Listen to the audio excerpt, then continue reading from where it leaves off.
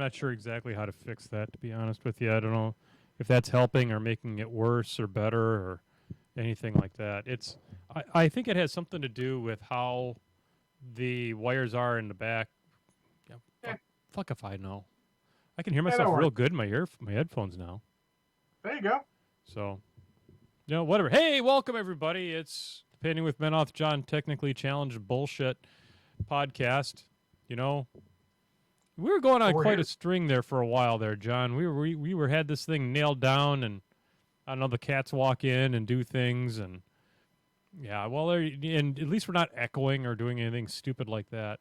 So, welcome everybody. It is the 203rd episode, as far as we know, of the Painting with Menoth John.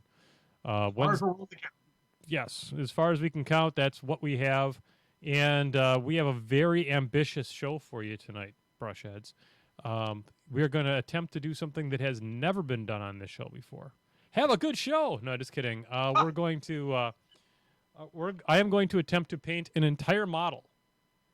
It is in its primed and zenithal shaded sort of thing state, but we're going to start right away and we're going to get painting. But before we get started, we have a little bit of business to take care of. Of course, you know him, you love him. He's up there in the catbird seat. He is in that direction, not the direction I just pointed. He is the man, the myth, the legend, the mighty right hand of the podcast, the wind beneath my wings. You know him, you love him. He is Mr. John Spencer. Hey-o. Hello. This is your Wednesday night opportunity to say, not today, existential dread. Not today. That's right. And there are a lack of awesome right now in the world. 2020 is a big ball of shit, and we might be on our way to a civil war. But we'll see how all this shakes out. You know, we've If the world's less awesome means we're going to bring our own awesome to the table. That's right, It's kids. not providing it. Let's bring it. That's right. Remember, folks, when you vote, you only get to vote once. Make sure you only vote once. We don't want to have any kind of problems, unless you're in Chicago, I guess. I mean, the Attorney General isn't sure about that. So, sure? The Attorney General's a fat pig. That's kind of rude to fat pigs, but okay. I'm sorry. You're right. I apologize to fat pigs everywhere. He is a... These people defy description. They cannot be compared to other people. They are singular, filth. And it's scary. He's filth. Anyway, and I'm sorry to filth. Tonight we're going to get started. But before we do that, we always have a beverage update, of course. I'm going to kick off tonight. I have rum tonight, John, but it's not Kraken. This is Plantation Barbados rum, aged 5 years. Shit. It's a relatively it's a relatively inexpensive rum. I think this was like a $15, $17 bottle of rum. It's delicious. Oh, shit. It's very similar in flavor profile to the lovely rum that Beer Machine Rich purchased for me as a gift when we were out on the boat, and it's delicious. It's got a nice they call it a funk, and it's got rum funk is a thing, and the rum funk to me tastes like ripe bananas, so it's really nice. Cool. What are you drinking tonight, buddy? Well, I have a little too much Jim Beam Red Stag and not quite enough Cherry Coke. Well, there you go. So you're drinking a stiffy, we're going to call it. So, ladies and gentlemen, on behalf of the five of you that are here, and probably two of them are John and I, hey, Ron. Ron. So if we got a hoops chance in hell of getting after this, John, usually we'll sit here and bullshit and talk and do a whole bunch of other things and get at it. Yuck it up. We're gonna get after it. So here we go. This is I'm gonna try to adjust. Oh, you're gonna get a little bonus crotch cam, I think, in this episode, folks. Oh, shit. So if you've got crotch cam on your bingo card, it's even side crotch cam, which is like side boob, just completely different. It's the most tantalizing of all. All right, gotta take my I gotta take my glasses off. All right, which is legal on Twitch. You can't take off clothing, but glasses is okay. Yeah, that's right. I wonder how badly I'd get banned these days for having my underwear on my head. Well, they didn't see you take them off, so technically okay. The shirt could be a problem. Very good. Well, there you go. All right, kids. So this is one of the treasure chests from the Riot Quest game. What I've done so far is I have mounted it on a dowel, and then I went ahead and primed it, and a zenithal shaded it, and then I came back with some pure white and gave it a little bit of love of the dry brush just to bring out to sketch up the high levels. Uh, Lazy Hobo, welcome, welcome. Uh, we love it when people show up to the show. And the first thing we're going to do is, anytime you're going to try to paint a model, you got to have somewhat of a vision of as far as where you're going to go. Okay, so my vision for this one is we're going to have a traditional just wooden box. It's going to have a reasonably darkish brown, not too dark because you don't want to lose all the grain and all that stuff. So what we're going to do is we're going to start off with a contrast paint, and we're going to use. As soon as I find it, I got all this. No, these contrast paints look just like everything else. I think we're going to go with snakebite leather. That's a good one. Let me see. That's a good one. I got another brown over here, too. I should probably look and see if I can find it. You know what? This one, Agaros Dunes, I think is actually where I want to be because it's a little bit lighter. And that way, if I want to come back and give it a little touch of the Agrax for some talent enhancement, then we can do that. Okay. Oh, yeah. You know, the number one thing you got to do is you got to have a solid brown that you're willing to put your brush in. So, all right. So there you go. So, folks, so what we're going to do is we're going to start off there. Remembering, of course, that when you're painting, you want to come from the inside out in most cases. So we're going to get after it right now, and we're going to start this. And I'm going to try and paint. This is, you know what? I've got this camera set up on entirely the wrong side of this rig. But the key to all this is going to be to kind of paint within the lines, because we don't want to have to go back and make a lot of adjustments. So this is something funny. So. Dave Taylor always told me that one of the keys to painting quickly is painting clean.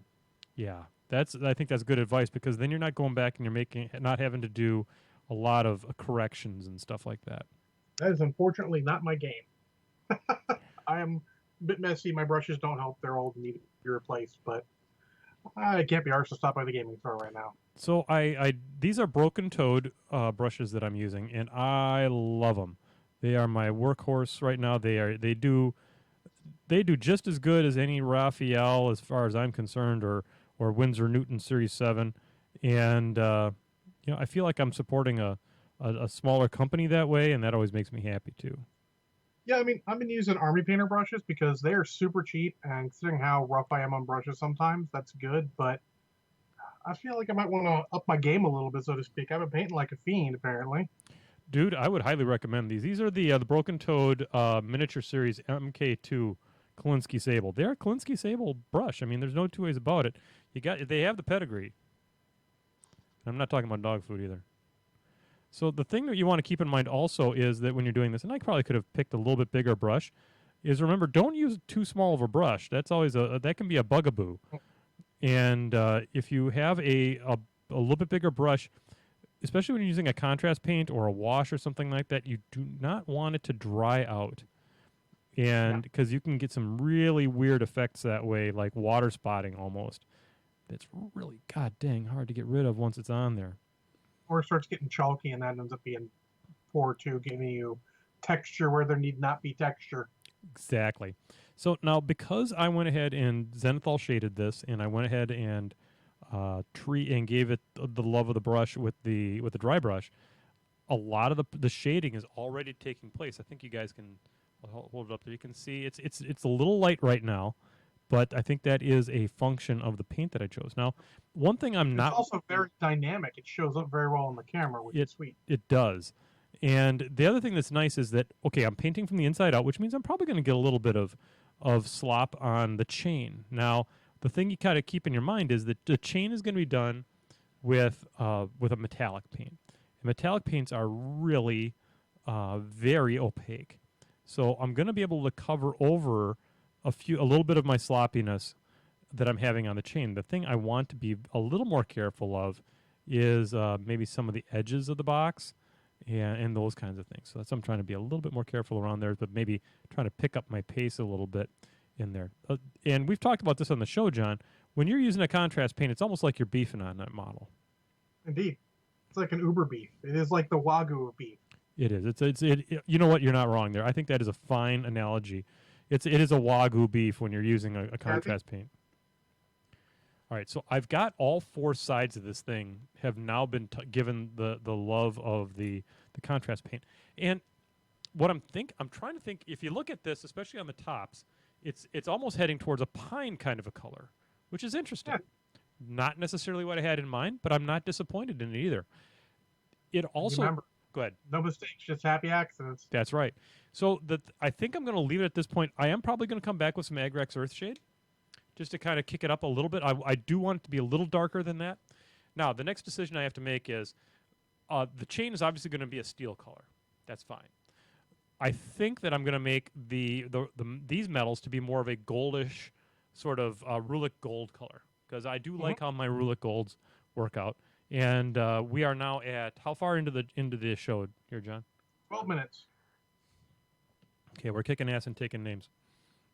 Now I'm going to go around the perimeter on these. I'm going to make the hinges be a silver metal, but I'm going to make everything else now be a gold. And what I like to do when I'm doing this is I'm going to kind of just use it straight out of the pot. And it doesn't cover super awesome, but what I'll do is I'll give it one coat, and then I'll come back and I'm going to give it a second coat. Yeah, and it's good if you're painting quick and you need to paint quick, use colors and schemes you're familiar with. Where you're not wasting time deciding what it is, having to go back and do a lot of stuff. If you know how that paint goes, that is your friend for anything you're quick painting. Now, in this case, I want to be super careful not to get the gold paint in on that wood. There is very little chance of correcting that without like beefing the shit out of it so that everything turns brown. Well, that's a good point for character at that point. You make it like a weird spot, like a blood spot or something on it. Yep. Something weird to get a little character. That's right. As you said, happy accidents, baby. Happy accidents. And John, I didn't have time even to say you got so quick into it so quickly. I am 100% painted for Marvel Crisis Protocol. Congratulations! That is fantastic. You know what? That deserves a Ron. Hey, Ron. Ron. Hmm.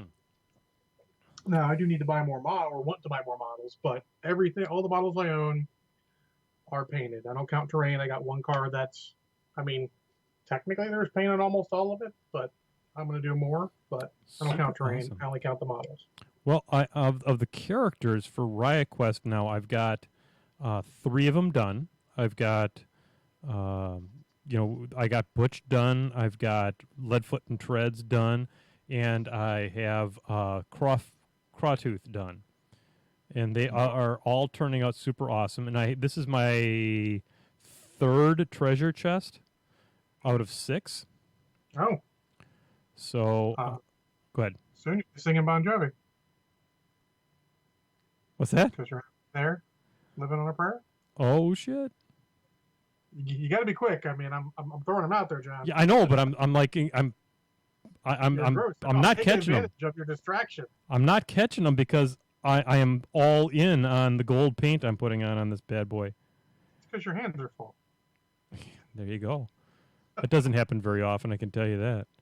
All right, there you go. Oh, that's a small dick joke for those of you playing along at home. Mark it off your scorecard.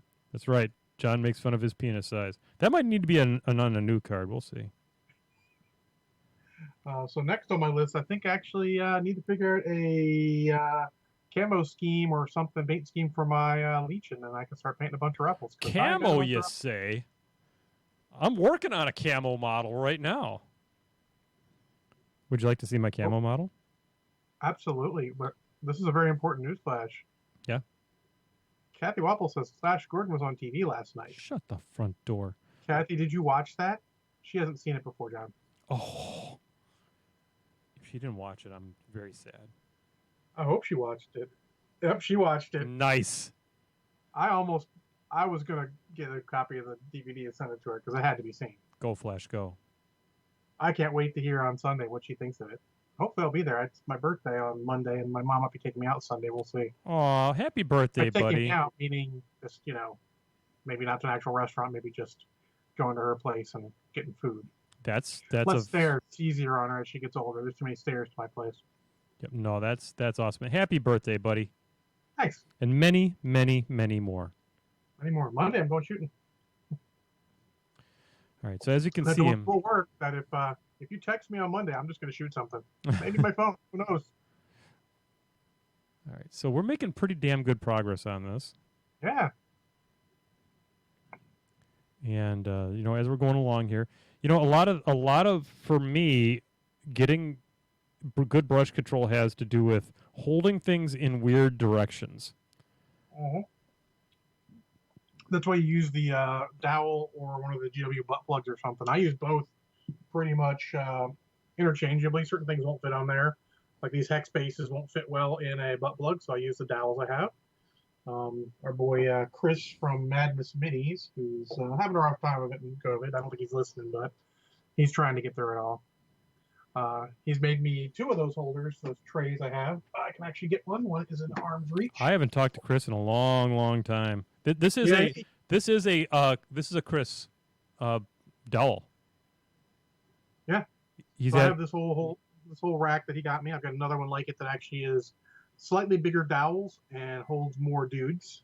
did he catch the COVID? No, he's just having a tough time with it. Oh man, I'll tell you what. There's no shame in that game, Chris. Existence threat is a thing, Chris, and if you have any contact with him, let him know. We're doing this on Wednesdays. He's always welcome to join us, and we'll do what we can to help make his day just a little bit brighter. Because we love yeah, the he, dude. he posted today, and he's doing better. He actually got his support crew to help him, which is awesome. I appreciate Excellent. him doing that. But yeah, so he's a good dude. All of you guys. I mean, we say this in every podcast, but literally, if you just need someone to talk to, Yep. hit us up. We'll happily talk to you, man. I mean, everyone needs someone to talk to. The void stares back, and we'll fight it off because that's what we fucking do. By the way, guys, I'm not on the Facebooks I don't sign in anymore. The only time I sign in is the day of the show to kind of say, hey, we're going to do the show.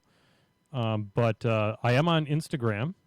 As You're those grams. as Menoth John, if you want to kind of, and I, John, it's been so good for me because I've kept my Instagrams completely apolitical, and it's been really good for me to relax and to not have to fight it quite so hard. So Well, I'm happy that even the guys that used to be worried about posting something off color, let's say, yeah, off politics, It's- they don't. Even they have realized that this shit show has gone too far. well, I can only hope that November 3rd is such. It's November 2nd, I should say, is such a kick in the dick that we don't have a civil war. Indeed. Anyhow, so Put that movie that Guns N' Roses quoted in their song. What's the Civil War, anyways? there you go. All right, well, guys, now we've got the golds done. We've got that silver that done. Now we're going to get some silver. Now, the way I like to do my silvers is I will start off with cold steel, and I am sweating like a pig tonight. Holy shit, it is hot in this basement tonight for some reason. All right, and we're going to go ahead and get this going. Next up is going to be to get after these chains, and so this is much like painting rope. We're going to get after these chains, and we're using cold steel for One the where we chains. really differ, John. I might paint gold straight, but for anything steel, I always do a black base coat. Yeah, I can understand that. I mean, this is But that's sort of a cheater thing because you can hide a lot of slight mistakes when you're like, oh, you missed a spot, you don't notice. There's black there. Looks like shadow. Victory is mine. yeah. This is going to get a little bit of when this thing gets beefed, it's going to get the known beef. So That'll help too. Yeah. it helps a ton. Yeah, I cannot stand straight silver by itself. But what this does is by using this color, it sets me up for success with the known oil. Now, the interesting thing about this is that because after the zenithal shading, you are so close to almost looking silver that you can get away without giving it the beef. Without base coating it almost. If you just beefed it, it would be fine. Now, I got to look there. I have a little. See, I missed some spots with the gold, and I got to come back and catch that. Kathy, you're right. Gold over a dark brown is really good too. You don't need to go full black, but then the dark brown gives it a little more character almost. I've done that with rivets, where I use a dark brown, and then I would touch it with a gold, just to kind of, and that really works good to kind of sell a 3-dimensional rivet. Yeah, a lot of these little tricks that you learn over years of painting. We don't really think of them consciously, just stuff we do. That is the thing about that. You learn over the time, and you might be you're painting with somebody of like Kathy Wapples, caliber, that a real expert painter. The thing that really changes things, that changes the game, is when you start learning some of these tips and tricks, like zenithal shading, and really understanding how that can change how fast you can paint and get a really satisfying result with it. I think that's probably the technique that, since learning how to brush, to excuse me, to dry brush and to wash, those this has really changed the game for me. Oh yeah, Legionnaire. He says Nolan oil over Trader Green makes a very good olive drab.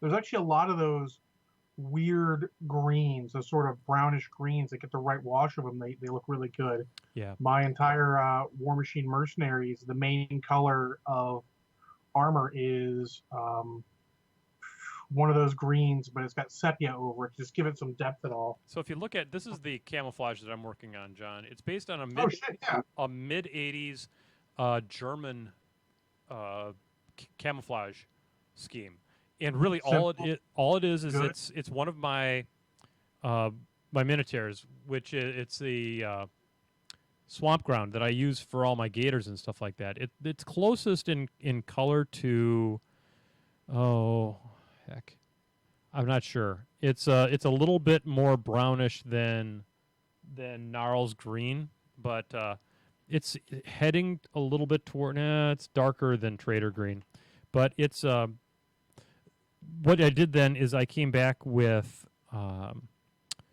Let's see. I came back with a brown, which was thornwood green, and then used rucksack tan, and that combination of those three colors, and it's really random.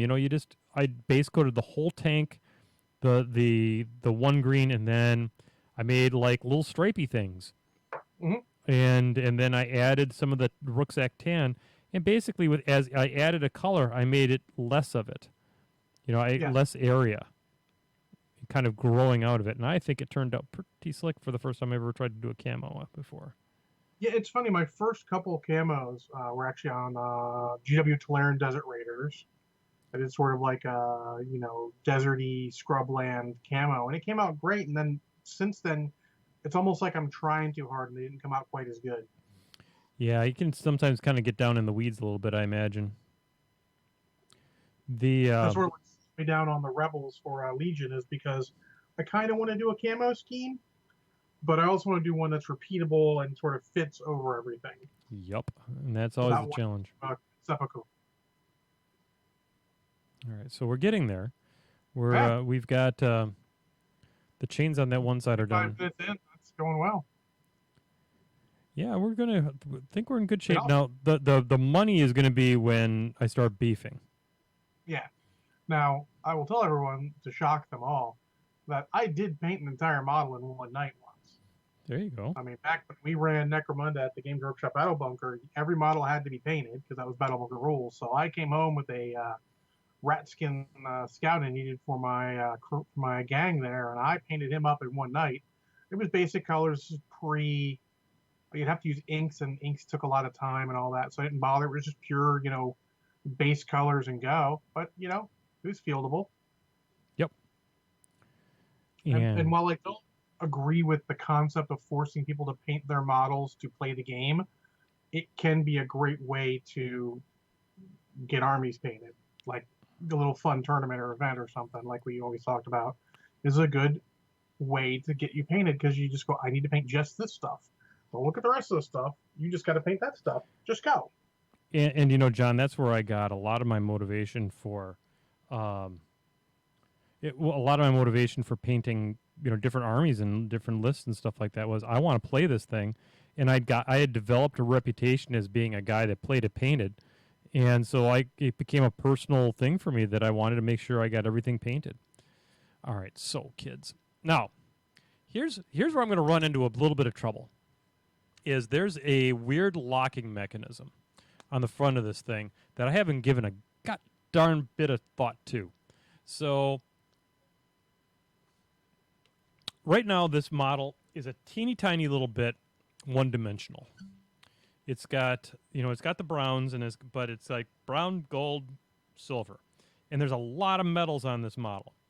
So what I think my next step is going to be is I know that I'm going to be soaked through this shirt before this night's through. I'm going to go with these little wooden handles that are on the sides next. And, they don't have to be wooden, but in my world they are. Yeah, And, that's a good note. Is that you get so focused on what you think something should be painted like. Keep in mind, people paint shit, all sorts of stuff.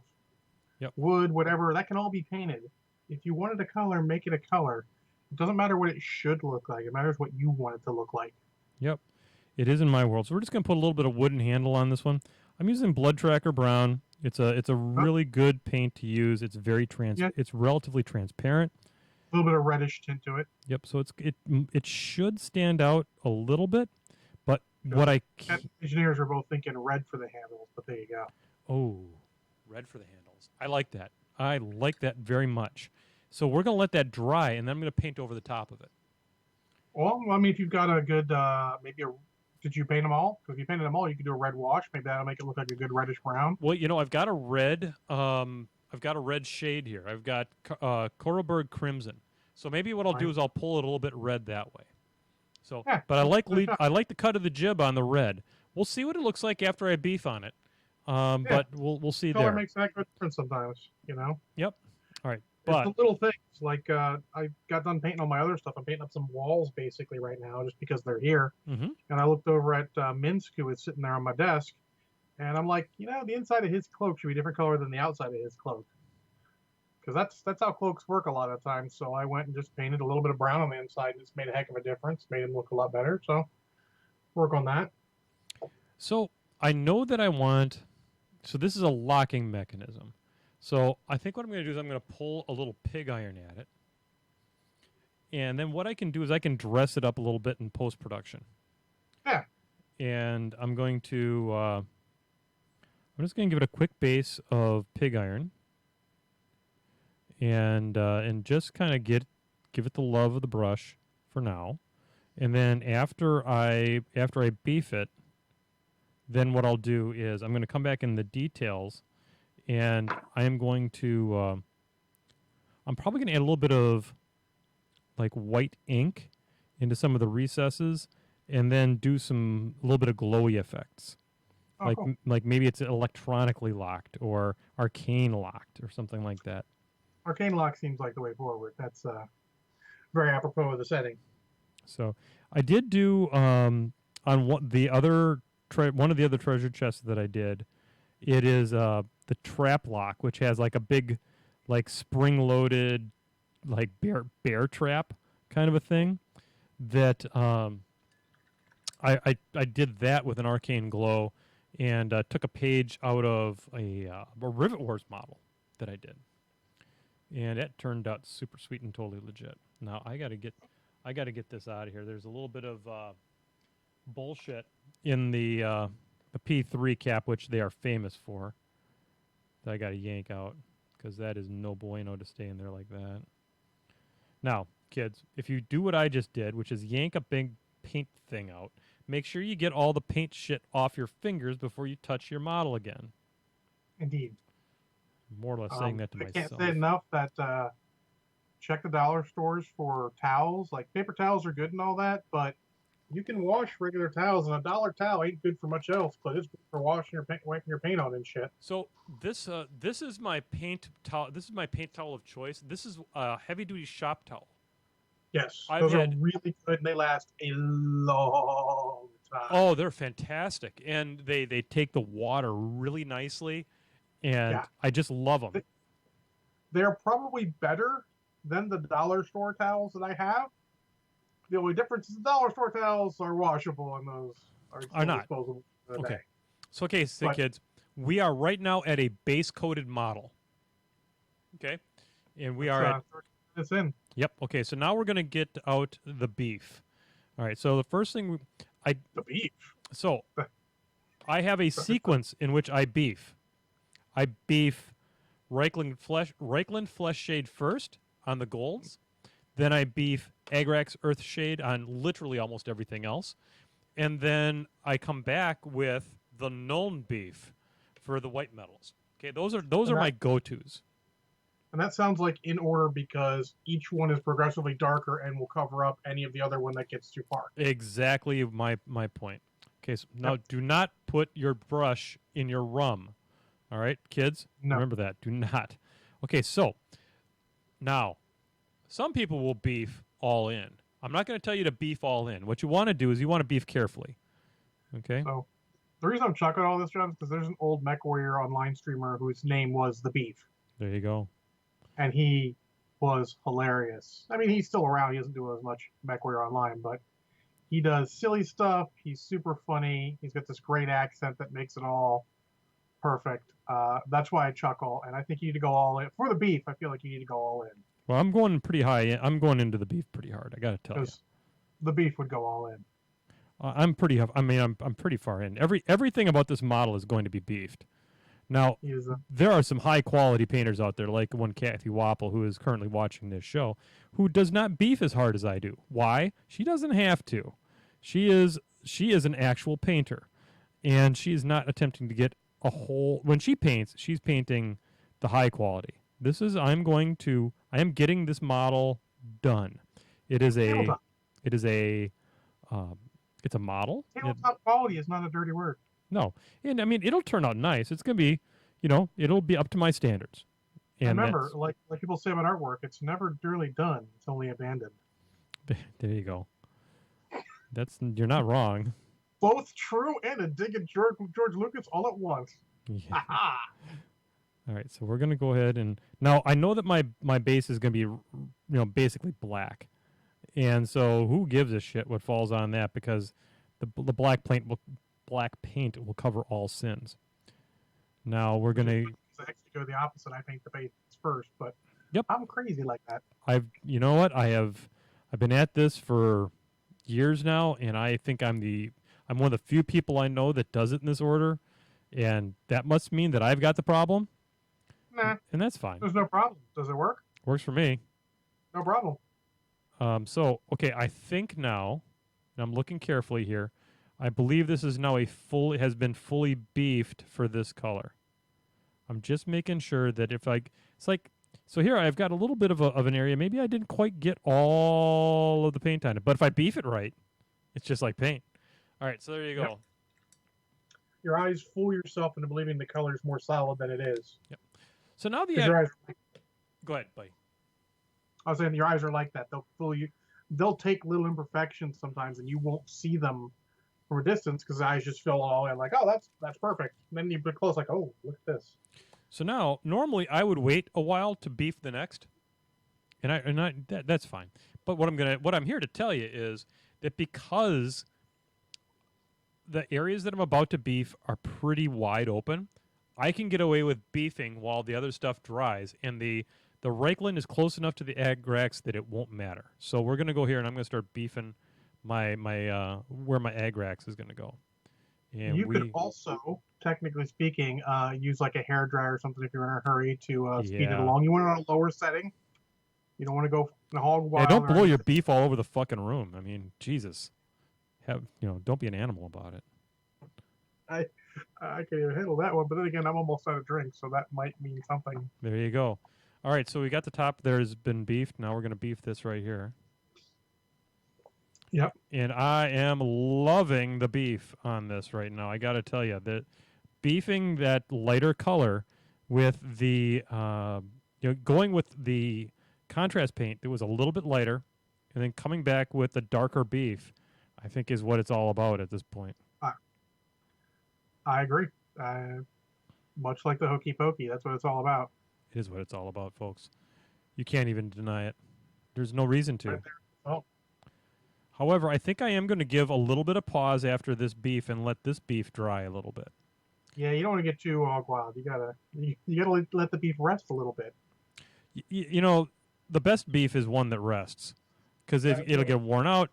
Some beef has a refractory period, and you can't override that. So, there you have it, kids. I mean, there is 2 of the 3 beefs this will get. and the next one is going to be that black beef. And that is going to be that's going to get after the white metals and really give it the business. Do And you want to then do the red on the handles first? you know what? That's a really good suggestion. I appreciate that. You know, folks, there's a reason that Mr. John Spencer is, of course, the best in the business, the mighty right hand of the podcast, and the wind beneath my wings.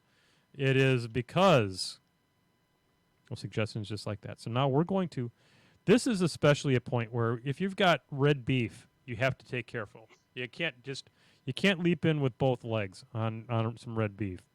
So now we're just going to give that a little touch there. And then we're going to come back here and we're going to give a little touch here. This is a beef that you got to go a few layers on, I think. Yeah. So what Kathy said is really good. She says resting your beef is important. Work on another model while waiting. Mm-hmm. And when you're not trying to speed paint one model during a podcast, absolutely. That's why I always have a couple models. And I like to have something big and sloppy to paint just afterwards, so you're not having to super focus. These walls, this car, a terrain piece, something you can just throw paint on and there's no super hurry to it.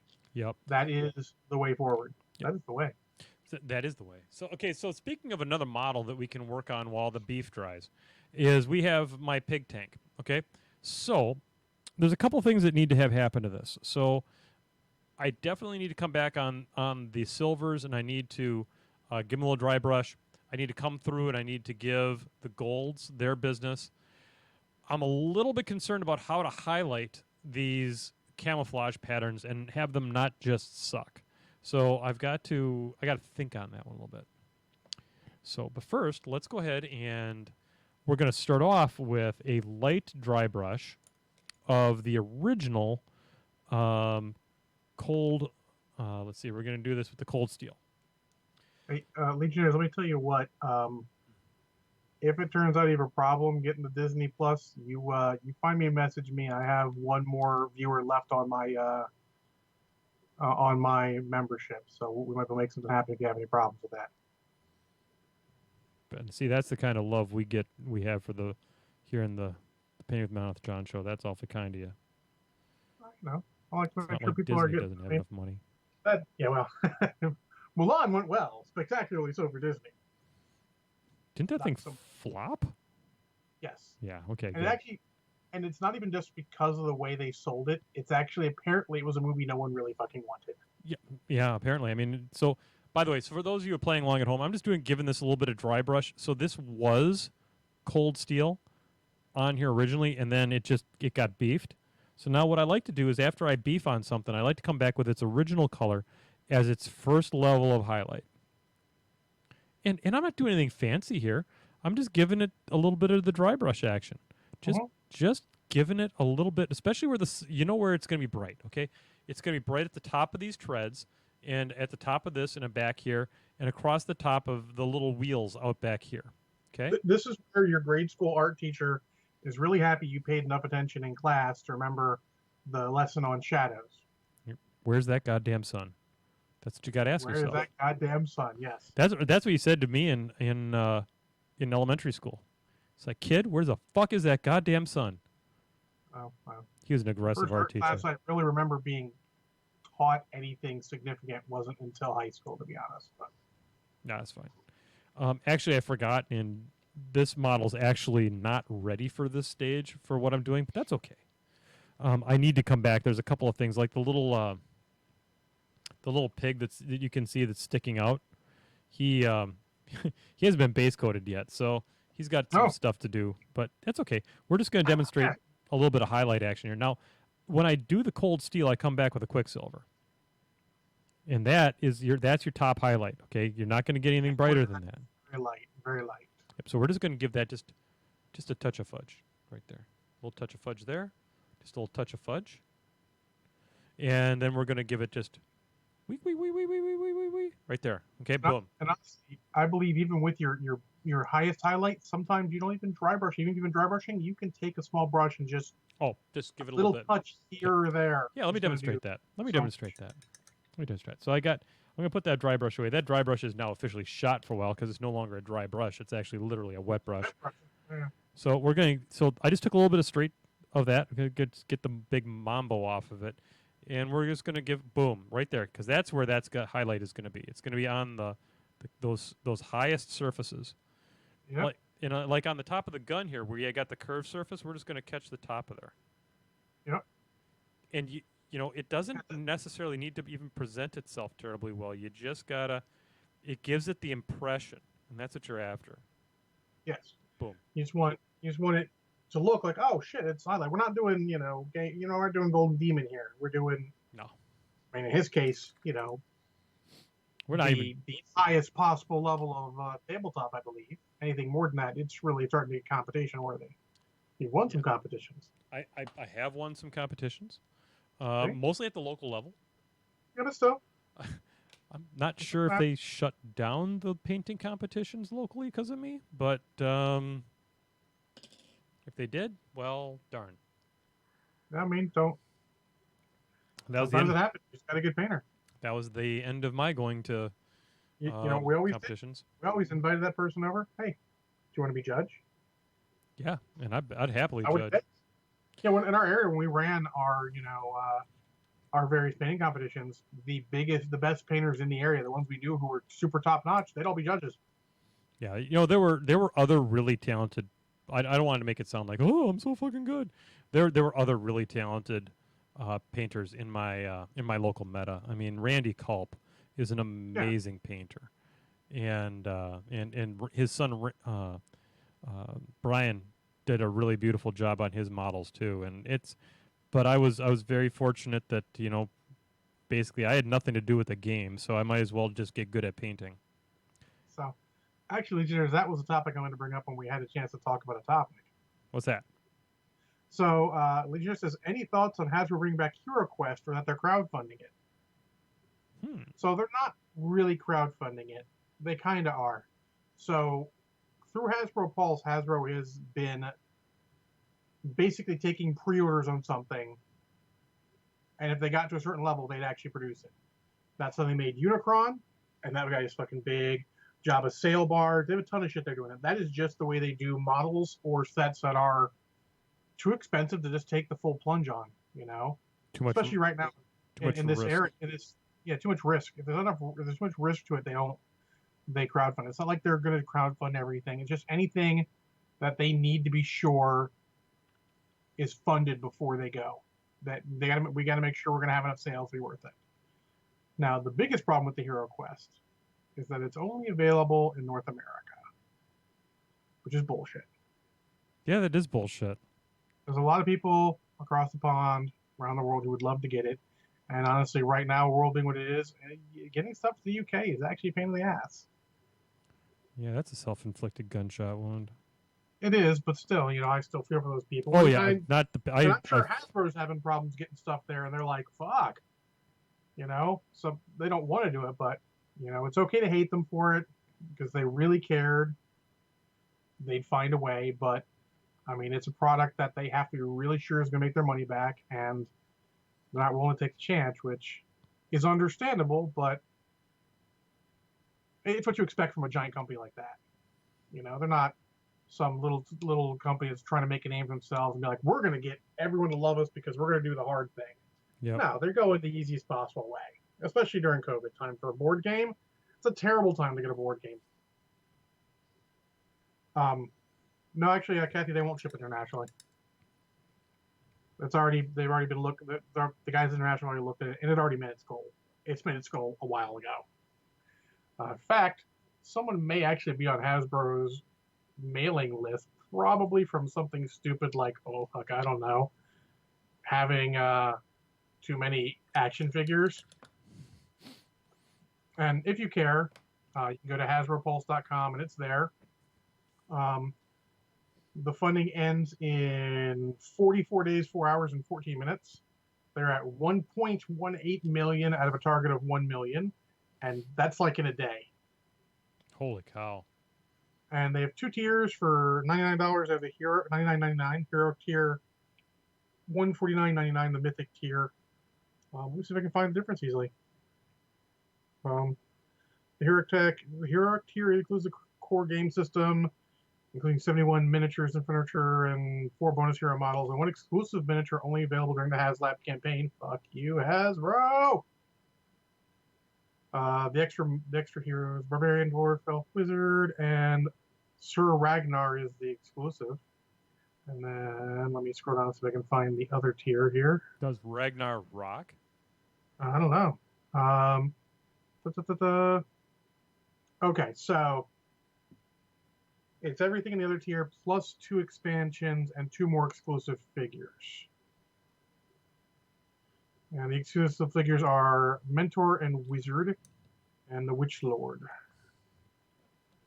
And you get the Keller's Keep and the whatever the other one is. And then apparently all the unlocks looks like are only available on the higher tier. The lower tier doesn't get the unlocks. Let's take a look. It's not. It's on their own website. It is not actually a Kickstarter or crowd or GoFundMe or anything like that. No. Why should Hasbro pay anybody for anything? No, God, no. Jesus. Yeah. So yeah, that's it. So if you want all the extra special stuff, you've got to do it the $149.99.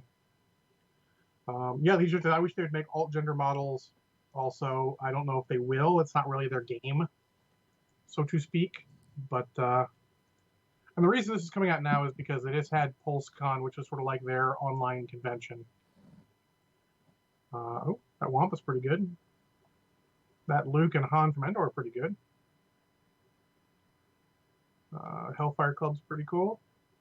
Oh man, that G.I. Joe Classified Snake Supreme Cobra action figure is actually really amusing. Then of course they have they have to have a T-shirt with Snake Eyes' head on there because you know how to get John to spend money. They do some interesting stuff. I mean, they make really good figures. I mean, Hasbro's still doing a great job. Actually, to be fair, Hasbro's apparently doing a great enough job that it's getting a little hard right now for the third party and the secondary guys to make full figures because Hasbro is making such good figures. I mean, literally, they're great right now. We got anything? I got some recent stuff. What? John show off action figures? So this is Thundercracker, and he looks really good.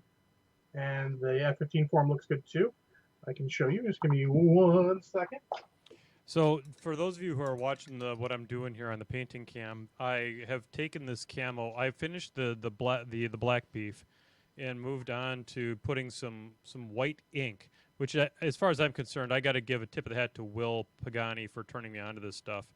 It is fantastic to work with compared to white paint, and it is. I did the white is the base coat for my trolls, which I then do a two stage beef to, where I use Gilliman Blue and Drushi Violet as my 2-stage beef, and then I come back with a with Putrid Green, which you can't even buy anymore, for their frills, and it works out terrific. I'm sure there's a alternate color you can get for that. I'm sure there is. There's something out there. So, this is the F-15 version. I know this is a different guy. This isn't Thundercracker. This is Skywarp. It was a 2-pack. I got them both because I'm a nerd. It's very good. I mean, the bottom's a little rough, but this is the kind of model they're making nowadays. And this is their second level of, particularly their third level of complexity and detail. And these guys are about $30 each, which is really not bad when you think about it. Is there any assembly, John? No assembly, just transforming. Oh, okay, got it. And they're getting better. I mean, like I said, this guy will basically transform into a purple and black version of this dude. Groovy. So, I mean, they've gotten pretty good. I mean, and they're only getting better. I mean, they're they're figures from like a year ago. And then, I don't know if I've shown this off. Come here. I know you're blue tack. Jesus, that blue tack's not giving up. I mean, this is the G.I. Joe Classified Snake Eyes. Yep. He is super sweet. Like, pistol comes out of the holster, knife comes out of the other holster, goes in the holster, sword in. It's amazing what they have done from where we were way back when, John, to now. It's downright amazing. No, that's cool, man. And yeah, reliving my childhood. Don't judge me. Don't nobody's judging, man. That's what you're into is what you're into. Yeah, I mean, it's like people buy Gundam kits or whatever. I get some of these guys. Makes me happy. And you're sitting here doing something else. You just break out a transformer. You can Prob- transform them. Probably better than drugs, man. Definitely better than drugs. Shit. All right. That's So always a joke. Like, people into magic or miniature gaming or whatever, they won't have money for drugs. There you go, parents. Let your kids play games. They won't have money for drugs. that's right. They'll have a new drug, but at least it does won't mess them up physically. Ours just messes us up mentally. That's Dun, dun, dun. dun, dun, dun. All right. So I am the treasure chest is struggling to dry. I'll be real honest with you at this point. So But I it's mean, a lot of beef, and you also said, I mean, was we were making a big goal. We weren't expecting necessarily to be slam dunkaroonie. yep. So we're right. So what I'm doing right now is I'm taking this opportunity to do my first level of highlights on the camo tank, which for my golds is after they've been beefed with the Reichland Flesh Shade, is to come back with the Rulic Gold and give it the first level of highlights. And now what I'm going to do is I'm going to come back now with polished gold, which is a game color from oh fuck, what the hell is the name of this company? Vallejo. And that is a great, very high color, I should say, very bright gold that I can use, like on the top of the gun here a little bit. I gotta Mm-hmm. fix my brushes being a little bit of a dick, but here we go. And we're just But gonna just give that the highest levels.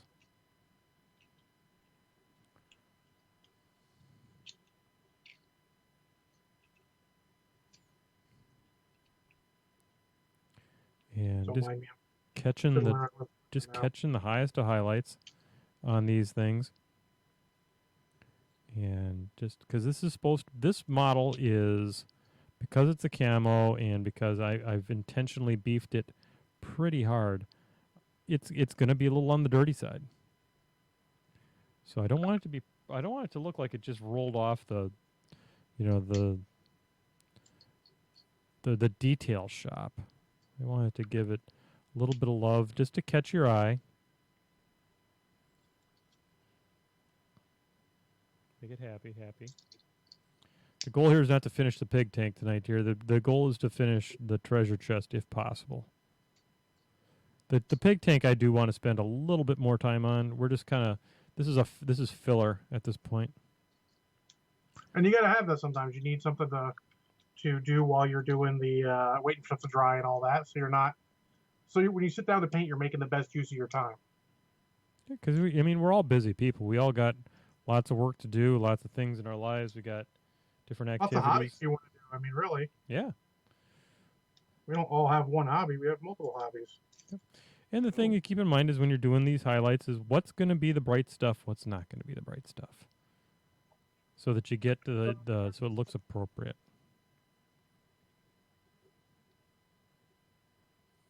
And a lot of times having a nice lamp will go a long ways towards telling you where to put the bright stuff at. Oh yeah, honestly, lighting. I mean, the reason I've got a lamp over here, we have a big one here that's got two other lamps can go on, and then even if I'm to use my painting cam, it even has a light on it, and that's one of the reasons I chose it is because it has a light on it. Yep. All right. So I think we're at a place now where I can come back and I can start working on details on the treasure chest. So we're first going to start off with I'm going to start off with the golds, and we're going to start off with just kind of catching up. We're going to basically be doing some edge highlighting on this, and the way I'm going to hold the brush here, like on the side, is I'm going to catch that on the edges, but I'm also going to catch those rivets a little bit. And by doing that, it's not going to be super like precise, but that's okay because it's just that first level of highlights. We want to sell the fact that the edges are going to be catching the light a little bit more advantageously than the sides. And we're going to come back here, and we're just going to kind of pick up a little bit here along the sides and along the tops here. Got to really be careful of not to track colors if they get on your fingers. You don't want to start smearing stuff all over the place. That'd be a disaster. And we're coming along here. Remember, you just spent all that time beefing, right? Don't over highlight in the wrong stuff in the name of trying to make it look super awesome, just because, and then you don't have any beef left. You know, you beefed some. Remember, you can lightly highlight and go back and highlight again afterwards. You can always add more. It's hard to get that paint back off. Yeah, and if you beef again, it starts to look a little weird. So it does. You gotta be really careful. It never beefs right the second time. I don't say never, but it's difficult. Well, it's gonna be hard to get this. It's gonna be hard to get the color, especially if you are satisfied with the color the first time around. Reproducing that's gonna be a son of a gun. Yeah, and I also usually suggest, much like the no mistakes, only happy accents. That's a good time to make rusty spot, weird discolored spot, something like that. Yeah, I agree with that. I agree with you 100% on that. Now, like on the treasure chest, like this first layer of highlight that I'm doing on the bottom part here, because it's going to be somewhat shaded, I'm going to only carry it up the side a little bit, where that'd be shadowed, I would think, by the shape of the particular of the treasure chest. And it's going to be broader at the bottom than it is going to be at the top in this case. Just giving a little bit of, just a touch of fudge. All right, so that is a good first layer of highlight. Now I can come back with that gold, that high level gold, and I'm just going to give it just a little bit here and a little bit there. Just a little bit of love here and there. Yep, just to sell the fact that there are some points that are going to be a little bit higher contrast, like maybe the tops of some of the rivets, let's say, and across the front here, and give it a little bit there. Just give it a little bit on those rivets, especially the rivets across the top. And remember, again, like before, it's better to err on the side of lightness here. You can always put a little more on. It's hard to take it off. Super hard. And just a little, maybe even a little stripes. That's all you want to do. And you'll be amazed at how if you have a steady, just if you're willing to give your balls a tug on that one. Don't go crazy, and just let it. There, boom. A little less is more. There you go. So that's done. Those are finished. So now what we're going to do is we're going to come back now with our silver, or our bright silver, which is the where the hell is it? What do I do with it? There, is that? No, that's pig iron. Oh, I put it away. There's my first mistake. All right, so now on the silvers for the white metals, or the silver metals. Now we're going to take, and we are just going to, and I mean you're just putting the tiniest little bit on the tip of your brush, and we're going to come across some of these chains, and we're just going to give them just the top edge, just a little bit. Now I put it in the paint pot, and then I take and I touch it to my towel a little bit, just so that I don't have an excess amount. Yeah, if you're using and we don't use metallics, but if you were using a paint that you put in a wet palette, you put it on there, then you can just draw it along the palette a little bit, or take it to your paper towel again, and just get a bit of that off. Yep, and I'm just, here on this metal, where the lock is something that I think is kind of a neat feature. I'm going to give it a little bit of a highlight just to draw the eye towards it a little bit. Mm-hmm. And now I'm going to come down here on these links, and I'm just touching the uppermost link, because I don't want to lose all that contrast that I've built up with my beef. And if you get down into the links too far, you will lose that definition that you work so hard to create. Now I'm going to hold this model upside down to get this one, because I want to get just... And if you got terrible depth perception like I do, then what you want to do is just kind of come in from the top and go slowly down. Okay? Yeah. Mine's so terrible it is egregious sometimes in painting. My depth perception is getting worse by the day. Well, I think that has to do with getting old, unfortunately. Yeah, it I, sure does. Okay. Eyesight is what's gonna be the biggest challenge to humanity going forward, sir. Between space travel and everything, it's gonna be eyesight. Yep. Can't see. Can't see. You got a problem on your hands. Okay, so Yepers. now as you can see, what I'm doing here, maybe you can't see it, but I'm just touching the uh, the upper parts here, except for these little knobs sticking out, because I got an idea for those. They're gonna be my little splash of color for this model. And I am going to do a little bit of edging on the bottom here, just to call that out. Boom. Now, what we're going to do, actually what I need to do now is I need to come back here to these handles a little bit.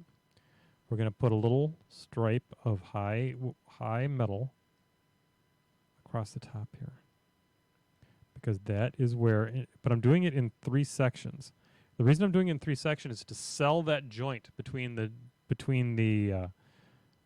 where the portions come together. There is a physical indentation there, but if I sell it a little bit with a little bit of paint, it's going to make it stick out a little bit more, and I think it's going to give a little more 3-dimension to the model. So we're going to get there. Now, see, that's all I did. Boom. So and now it pops a little bit better. All right, Yep. So here is our splash of color, okay? Because I think every model needs a little splash. And we're going to use some gemstone paints. So I've got over here. I've got 3 colors, and I've got a soulstone blue. I've got the waystone green, and I've got a spirit stone red. And I think what I'm going to do is I'm going to put one of each. Now these are a pain in the ass. If you don't use them for a long time. Hi, Kathy. Oh, did Kathy leave? Okay. Yeah. Well, thanks, Kath, for being here. Okay, this is one that I use a very, very small brush when I work with. I've got to find my little teeny tiny brush. Where's my little teeny? Okay, here's my teeny tiny brush. All right, so we're going to start off with the Soulstone Blue. Now, these are ones you put in here and you just dab them. We're going to start with this one on the far side. There you go. Save that clip, guys. You're not gonna see me dab too often. That was pretty awesome. Okay, so that's that one. Now we're going to put the blue away.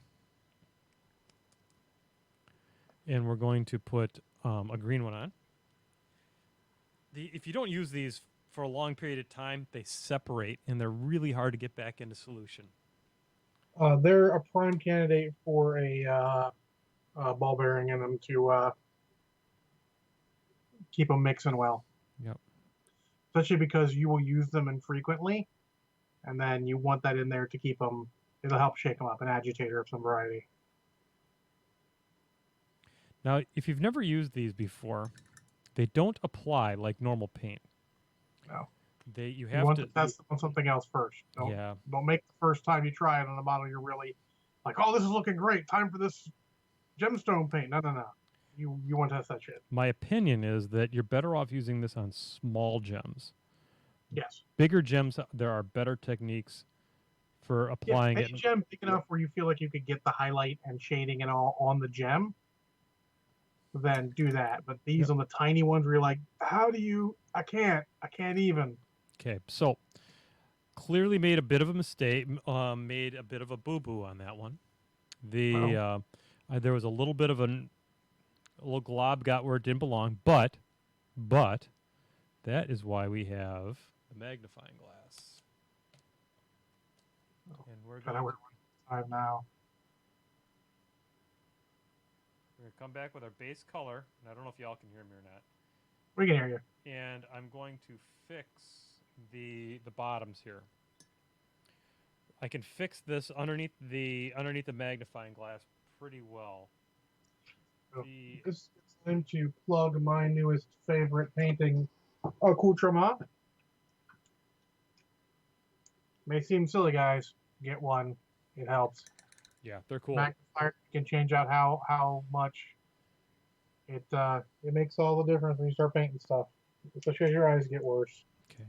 So now we have in the top here, we have these little slits where that's where I envisioned there being some arcane glow. So There you go. we're gonna take a little bit of the white ink and we're going to touch it in here ever so lightly. And I made a little bit of a mistake there. It's fine, we'll fix it.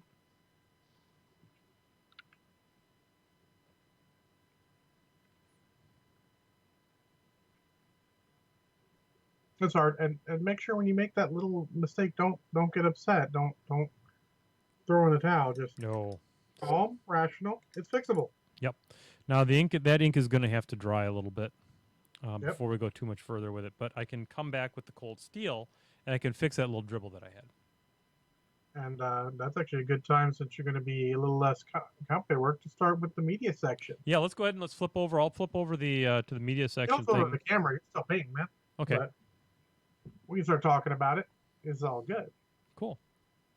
You want me to start? I can talk about it. I'm about halfway through season 4 of Rebels. I wish it was Rebels of Clone Wars. Yeah, sounds like you're not having a good time, buddy.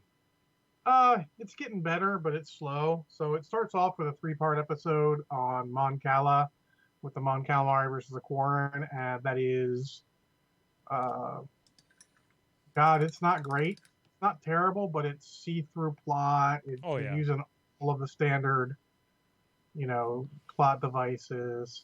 It's a bit of a coming of age story. Yeah, a little bit of that. But the problem is, like they always do, it's like, oh, there's a Mon Calamari military leader. Could it be Akbar? It's fucking Akbar. It is Akbar. Yeah, true. Because there's no other people other than the people who inhabit this universe. And there's a fine line between fan service by putting those characters in and telling a shitty story because of it.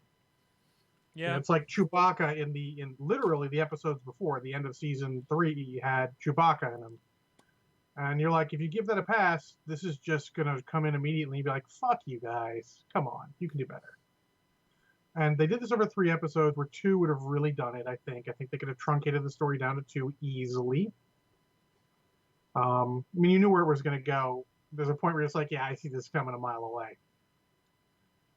Especially because they keep having to invent new and ridiculous war machines for the fucking... for the Separatists to use, which is crazy. It's purely for kids still. The next episode is actually a Gungan episode, which made me shiver. And it is an episode that would have been great to have go 3 episodes. Jar Jar has to pretend to be the Gungan leader who's being controlled by a Gungan who's betraying them. And they capture Grievous. Captain Tarpals, who was in, episode 1 as a Gungan military commander, makes the ultimate sacrifice to capture Grievous. But then it all changes in episode because Dooku lures freaking Anakin over, and they have to make a hostage exchange. So it's immediately undone, and it cheapens the whole thing. Yeah. Over multiple episodes, it would have meant more. But as a 1 episode, you're like, come on, guys. You were almost there, and then you just shit on it. The next episode's a C-3PO and R2-D2 episode, which was actually enjoyable. It is aimed a little more towards kids, but it's not insulting to adults, which I really liked. Which one was that? There's the underground and the above ground of the aliens. Yep. And they have to reseal it. That was a good episode. Legitimately. Perfect for kids. Adults aren't insulted. It's what they should be aiming for. And then the next episode, C-3PO and R2-D2, again, and it is what you expect it to be. It's kind of shit. Because it's like every plot contrivance, it ends up so stupid. You're just like, they go through all these different things just to end up back with the Republic. You're like, if you had written a tighter story for this, it would have been cool, or 2-parted it or something. But as a 1-part episode, it's just pure filler and completely unnecessary and not great. Then maybe they're hitting their stride. Because the next episode is clone related. They're going on a new world of Umbral, which is a dark world, which is shocking with the name Yeah, I Umbral, you know know. what. Yep. And Anakin gets called back to Coruscant, and they leave General I'm a douchebag in charge of his force. I don't remember his name, but he's a douchebag. He is a total douchebag. And honestly, I did a little headcanon to make these episodes palatable because I like what the clones are doing in it. I like a lot of it, but the general is so stupid, it's hard to deal with. Yep. My headcanon is this. They haven't had war for, yeah, Pog Krell. Thank you, Legionnaires. They haven't had war for so long, they actually don't know what they're doing. So in every episode where you're like, that's militarily stupid. Well, it is because they don't know what the fuck they're doing. You know, if they're not having war throughout the galaxy, who knows how to wage war? Fair enough. So they're all morons because no one knows. They think they're doing well because it's worked before, and you know, sometimes they're getting lucky. That's why it seems like the Jedi are such great commanders because they are force multipliers. They can do so much themselves. Shitty tactics matter a little less when your Jedi commander is whooping people's asses. So with that headcanon in place, it's a lot more enjoyable. And the 2 episodes I watched of that, where I ended, I was going to watch it today, but my stomach was being problematic, and I don't have a TV in the bathroom. So, but those were decent and solid. More of that, definitely good. And I see, like I've said, the clone-centric episodes are clearly the best episodes.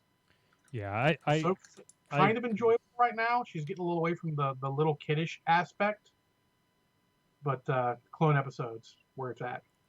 Yeah, I completely agree with you. I think the clones are really compelling in the show, and they, you know, it's actually a shape of things to come for if you ever get to Rebels.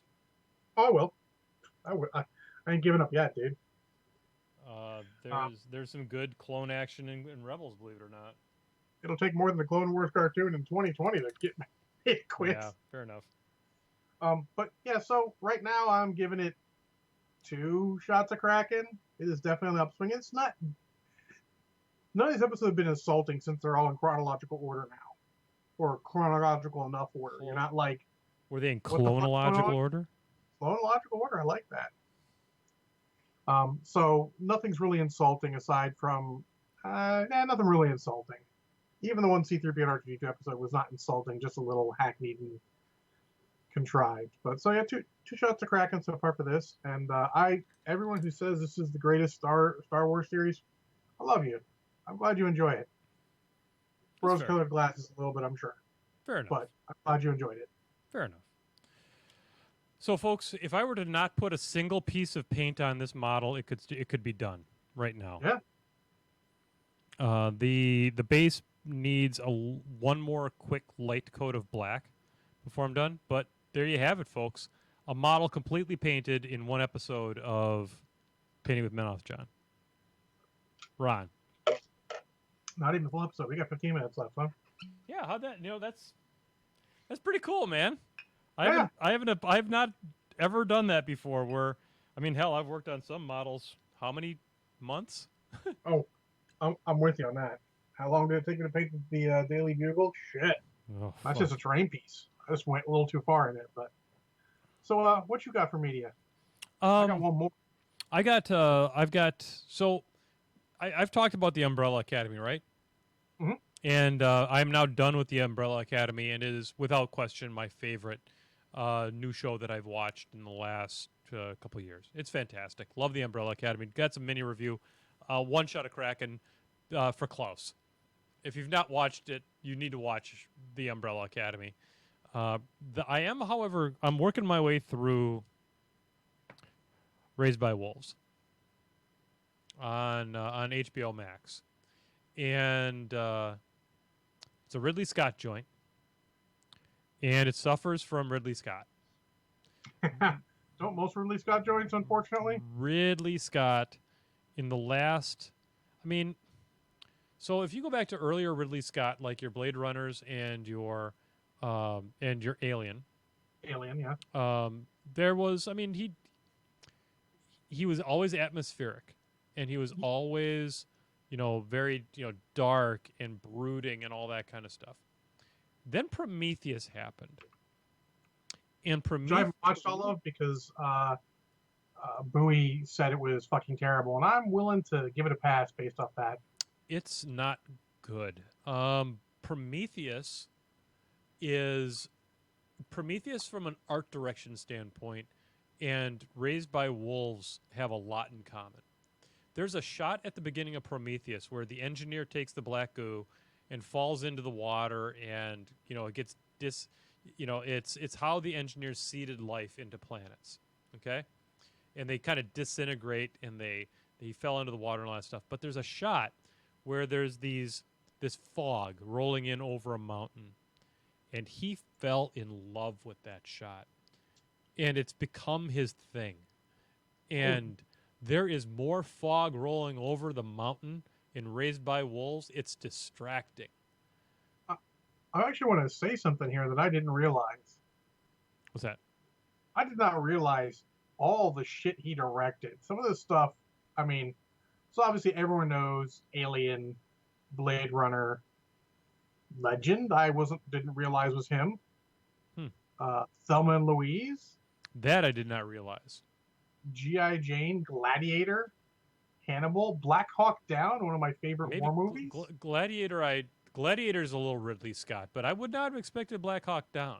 No, Black Hawk Down is definitely not one of his normal joints. I didn't realize he did The Martian, which I need to see. The Martian's amazing. And there's a bunch of other stuff in here too, that I've heard of and haven't necessarily seen. So I mean, American Gangster, holy shit, he has a hell of a filmography as director. And I get that, and I don't mean to bag on him, because Well, I mean, turns out he's got criticism is fair still. It turns out he's a little bit more famous than Menoth John, but only just a touch. And but when he gets into his science fiction mode, it seems as though he falls into these tropes.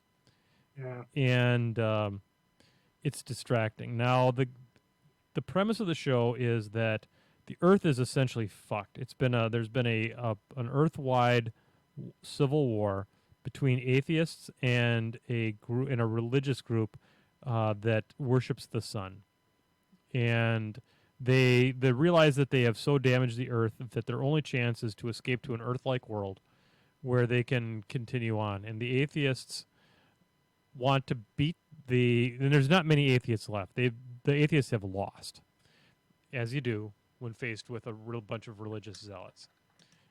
And and so they send a ship along with embryos and a pair of androids to raise the embryos, to gestate and raise the embryos to adulthood, which is heresy for the religious faction. And they get there first, and there's shit going on. I don't want to give a whole lot away from it, because with this show, if you don't have the reveals, you've got literally nothing. So That's a problem. And so But that's a Ridley Scott problem sometimes, isn't it? It sure is. So it is it's a solid 2.5 shots to get through the Ridleyisms and the Ridleyness of it all. And John, if I were you, I would tune in for an episode or two and see if it's your jam. It is hard science fiction. I will absolutely put on the list lower than the Umbrella Academy and all the other stuff I have to watch. Oh my God, Umbrella Academy is so entertaining. When you just want to watch something fun.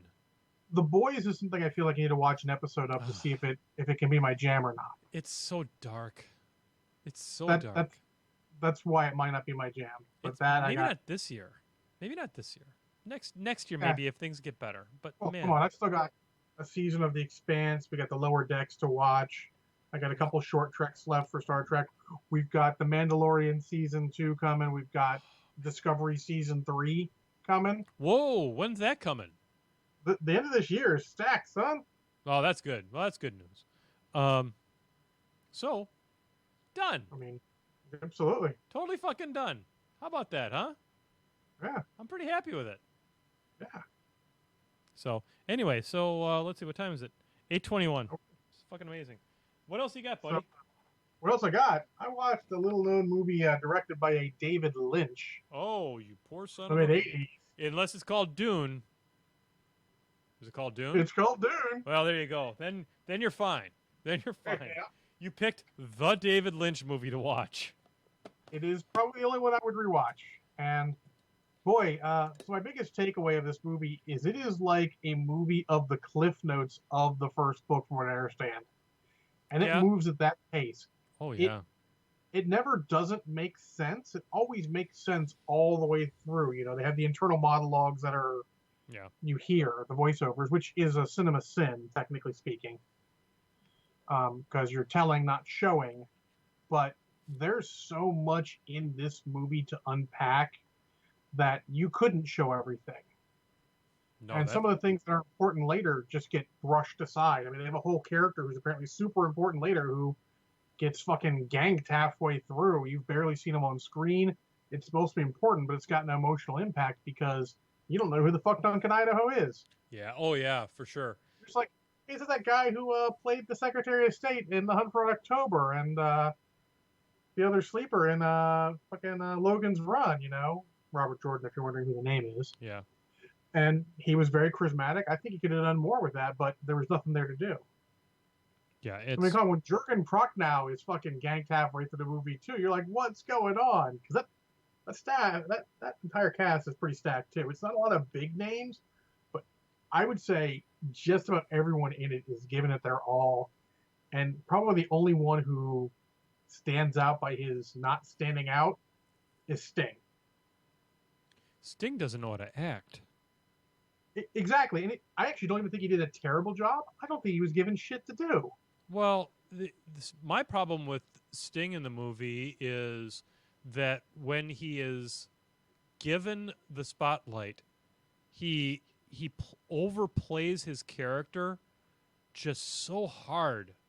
But it fits with the other Harkonnens. It fits with the Beast Raban, and it fits with the Baron Harkonnen. They're both chewing fucking scenery. Oh yeah, but Baron's screen presence is far more Yes, well displayed. yeah, they both have better screen presence than him. But so I would say he is the weakest pink port, but it doesn't track because he's got so little time in it. Yeah. Sting But is in that movie because the police were that big back then. and they needed a pretty guy to play Fate. Yeah, Yeah. Sting filled the boat. It just Yeah. wasn't good. Yeah, fair enough. And now, obviously, if you're a fan of the books, you know that it's not a perfect adaptation by any stretch. No. They jam way too much in. This could have easily been 2 movies. In fact, honestly, from what I've seen of the trailer of the one coming out, it may go a little too far for even, in my opinion, for a first movie. Because apparently it is 2 movies. Did not know that. But it has to be. I've started watching some Dune stuff here or there. It's interesting. I haven't read the books. I heard they're potentially a tough read, but I'll put them on the list. The first book is a tough read that is worth reading. The second book is not as tough to read and is kind of worth reading, and then just fucking hit eject. And checked. Hit eject. I hear people love the whole series sometimes, but I'm sorry for them. I like the sci-fi-ness of it. I like what they did because you can see where some people, Games Workshop, stole the fuck from it. Like, I like where that's going. I'm going to take that. And they did. They took it and they repurposed it. They filed some serial numbers off and went. And it's good to see one of those those proto science fiction worlds that laid the basis for everything else. That, the Alien, the John Carter of Mars. Mm-hmm. I mean, that kind of stuff. That it's good to see that stuff. Poor John Carter.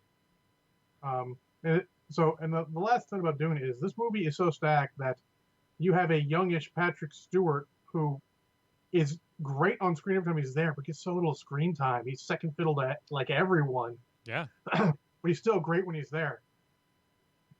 And it's enjoyable. Like I said, you'll never be confused. You get the cliff. You know what goes on in that story for the basic level. Mm-hmm. Like, I understand what happened. You will not really be confused. If you're confused, you're looking at the stuff that's not important for that story. And there is an extended edition. It's really expensive if you wish to buy it because you can only get in the steel book that's out of print. I would not suggest it. Even I don't like Dune that much. I don't like. I think it was like $80. I don't $80 like Dune. Is there any way to watch the Sci-Fi Channel's miniseries? I don't know. Next on my list is actually to watch Jodorowsky's Dune, which is the um, It's a documentary about a movie that never documentary happened. about him trying to make Dune a Yeah, decade earlier. it's a wonderful documentary. I've watched it. I think Kathy and I are trying to watch that for this week or next week. I'll have to find out from Yeah. her if she's watched it. But yeah, I want to say that. But I give it, being nice, I'll give it like a shot and a half a crack. And it's in that Yeah. area where I enjoy it. It's a little much.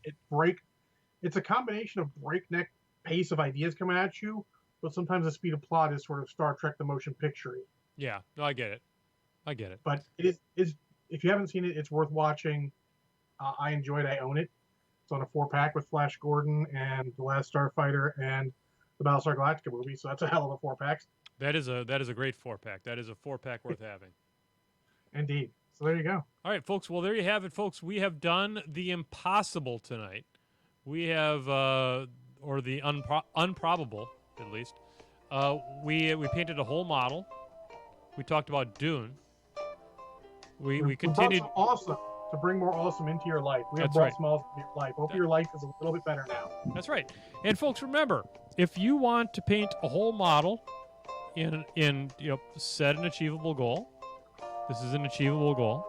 This is not like painting a hooch hauler in a single evening. Good luck. And If you want to do that, I want to see it. I wish you all the best. You've got 24 hours. Good luck. don't do it. You won't. Don't do it. That model's too expensive and too detailed. Just don't do it. So, folks, we'll be back in a couple of weeks as we are wont to do in 2020. And on behalf of the mighty right hand of the podcast, you know him, you love him.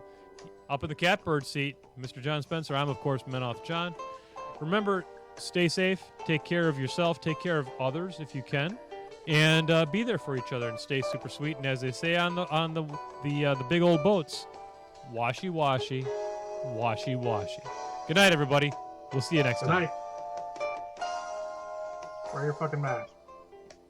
Jesus Christ, wear your fucking mask. Honest to God, it's not that hard. And remember, I folks. was like 5 now. Remember, folks. It's a mask, not a chin guard. Good night, everybody.